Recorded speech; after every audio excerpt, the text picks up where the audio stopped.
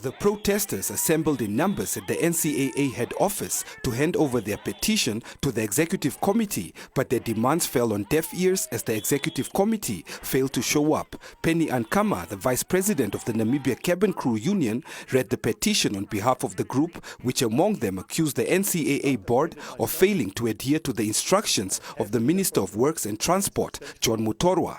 We therefore demand an investigation into the alleged appointments of the white foreign pensioners at the expense of qualified Namibians.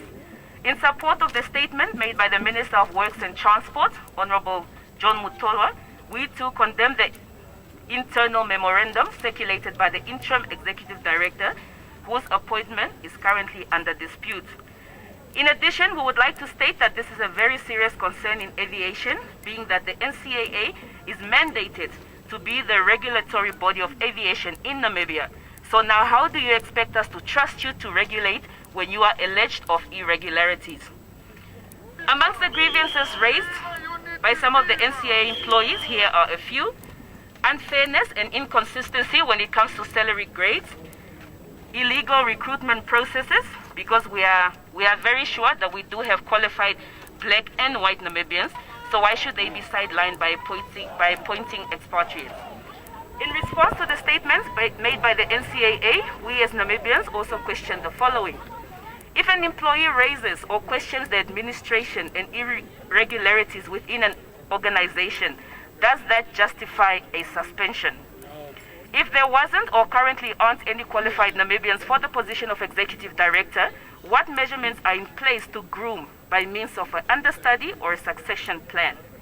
We request that the previous applications for the position of executive director be released in order for us to justify the appointment of a non-Namibian and to really see that there really actually were no qualified Namibians who had applied.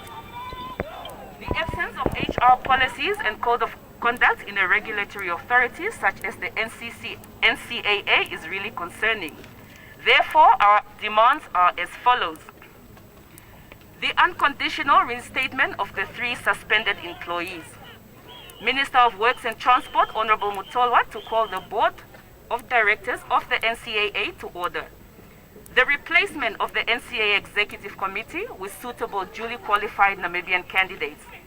We also call for the amendment of the 2007 Labour Act in consultation with all labour federations in Namibia. Government must strengthen the corporate governance and leadership in the state-owned enterprises. We call for an independent investigation into the grievances stated by the employees of the NCAA.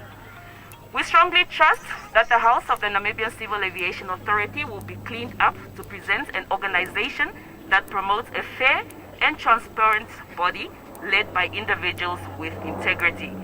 Natalia Isaac is one of the 3 women who stood up against the alleged victimization at the NCAA and was later on suspended without due processes for allegedly exposing the maladministration at the organization. According to Isaac, the employees in the aviation industry have lost confidence in the NCAA board and the company's interim executive director, Reinhard Gardner.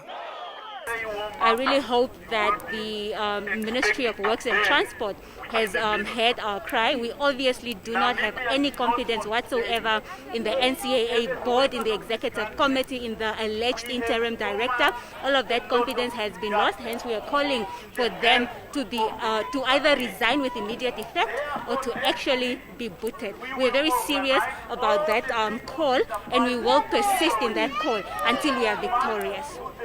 Recently, the Minister of Works and Transport was also reported to have opposed a decision by the NCAA board to extend Gardner's employment contract, as the decision was taken without consulting him.